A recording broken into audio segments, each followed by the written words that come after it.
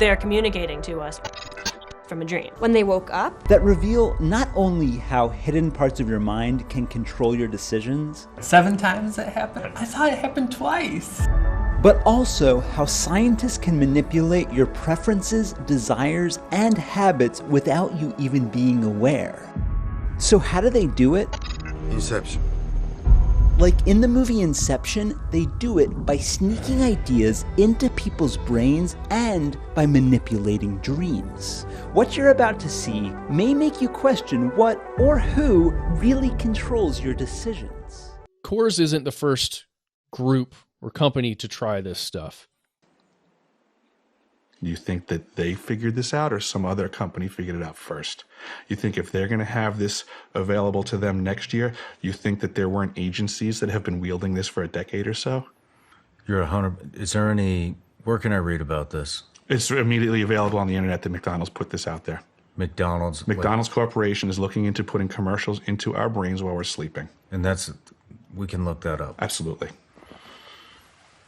I gotta look that up. Understood. I've not heard of that. Understood. But now imagine if they can do that next year. Oh, I'm with you. Who's been doing it for the last decade or so? I'm with you. I'm right? 100% with you. So now when we look around the world and we see everybody acting the way that they are acting, let's consider that these intrusive thoughts have already been present. What do we do about this?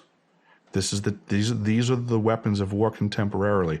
It's very unfortunate, but it used to be that war was a bit more noble when we selected people, we put them in uniforms, we sent them over there to the battlefield, and we said, fight for us. And effectively, that would have been an act of attrition of each nation's resources until there was a victor. Now, unfortunately, they've circumnavigated the battlefield. Nobody's dressed in uniforms anymore, and the front line is every neighborhood that we're in. And the infrastructure is still under attack. It's just that now the average mortgage payer is in the line of fire. The list of Havana syndrome-like symptoms, which my South Pole crew and many South Pole crews are suffering, that other agencies are suffering, if people pay really close attention, they're going to notice that these symptoms are prevalent in the general population as well. Since 40 million Americans now have smart speakers in their bedrooms. The Nest system knows when you're sleeping, and it's controlling your speakers. It's controlling the temperature in the room. It's controlling, what kind of information could come into your brain. When Xbox X Series was coming out, they tried to do the same thing. They actually ran and again, it's associated with marketing campaigns. It's like Matryoshka dolls of marketing, where it's marketing inside a marketing campaign, to where they were boasting that they could get gamers to dream in Xbox games, essentially, or to dream of Xbox games.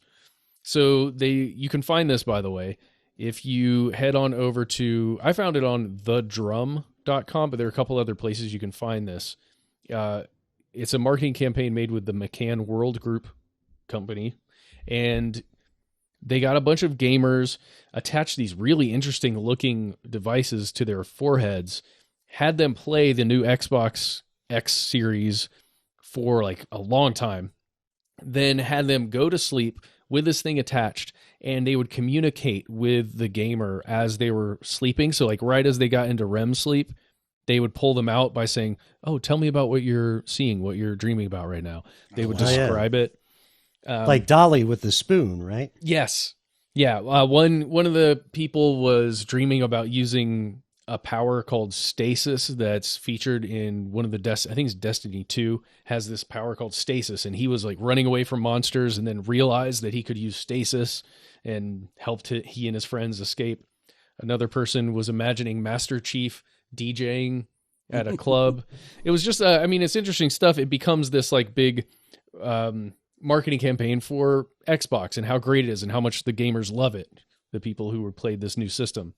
Before getting to dream control, do you even control your decisions when you're awake? Moran Cerf is a former hacker, and these days he hacks the brain as a neuroscientist. He's attempting to implant an idea, a preference, into these volunteers' minds without them being aware it's happening. And while he does it, he monitors their brain with a device called an electroencephalogram, or EEG. The experiment is going to ask you to make a repeated decision each trial. is going to have the following stages. First, you're going to see the choice, 2 options. Then you're going to make the choice, left or right. And then we're going to ask you to explain to us. She looks really intelligent. The other one seemed a little bit more sad. She looked like somebody who was fun and friendly. After the participant makes several decisions, Surf does something a little tricky. Pay close attention. The subject chooses the woman with the lighter hair on the right side. But 5 seconds later, when the card flips over, he's presented with the picture of the woman that was on the left. I like this person's dimples. Not only does he not remember that that wasn't the person he originally picked, a phenomenon called choice blindness, but he also comes up with a reason for why he did pick that person. There's a really interesting point that's made in the open letter that you described, Matt. I'll just read part of it. It says, "Our dreams cannot become just another playground for corporate advertisers. Regardless of Coors' intent, their actions set the stage for a corporate assault of our very sense of who we are. And it's not difficult to imagine Coors' ad campaign negatively impacting abstinent alcoholics." And they go on to talk about how people that dream about a drug or something that they once struggled with addiction of are much more likely to have cravings. And then it could be a very, again, slope keeps coming up, but it is, especially for things like alcohol or cigarettes. Sure. Or underage drinking. That's another thing that it's a huge problem with the technology, or, not specifically the technology, but the application of this technology. Yeah. Like if they were just saying, if they were just doing something like, this is a public campaign to get in your dreams about the importance of using turn signals and taking shopping carts back to the place where you're supposed to drop the shopping cart off. Don't be a monster. That's something everyone could get behind, right? Yeah. But this could be problematic for some people, folks in recovery. And it doesn't just have to be alcohol, folks in general in recovery from some substance abuse. But still, forward the future, Matt. So the way we think about it is that there are in your brain cells that code value or they code preferences. So imagine you have to choose between a steak and a fish, and you're about to make a choice. The fish cells on the left side of your brain are starting to fire, indicating we want fish. At the same time, the cells on the right are starting to fire, indicating we want the steak. And there's kind of a battle between those two. And at some point, there's enough majority from one side rather than the other, then information gets sent to you, the conscious you, and says fish, not knowing that under the hood there was an entire battle going on. This unconscious battle impacts how your brain actually decides between different foods, different videos, different faces. There's another thing you have to look up. I'm trying to go really quickly. We're trying to wrap this. Look up Burger King Nightmare King. That was another situation where a company was trying to use dreaming about a product to their benefit through a marketing campaign. Last thing, one of the big scary parts of this is the fact that a lot of us have those little spies that we keep in our houses, not just the ones in our pockets with our phones, but children. Oh yeah, those two. No, currently not accessible by most marketing companies to say things at will. But your Google Homes and your Alexas and all that, there is a future potential where a company could trick you into signing up for something where certain things play while you're sleeping, because so many people are wearing those watches that monitor our sleep. Even our phones sometimes can do that.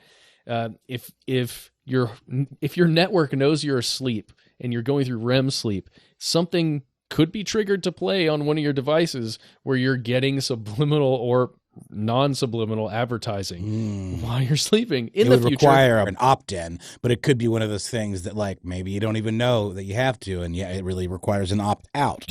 Or if you sign up for the service, you're going to get a certain discount. Exactly. Right? I mean, that's how it'll happen. Mm-hmm. That's generally the way I'm thinking about this. It works to an extent with choices that we think are not just arbitrary and small, but ones that define who we are, like political choices. So you can't easily take a Democrat and make them into a Republican, or vice versa, but you can definitely take a person who says that they're scoring, say, 9 on how liberal they are, and in a small manipulation, make them shift to scoring 6. But for someone to dramatically change your habits or even addictions, your memories may need to be even more vulnerable to manipulation. We can actually find moments in your life where your guards are down. One of those moments is when we're sleeping.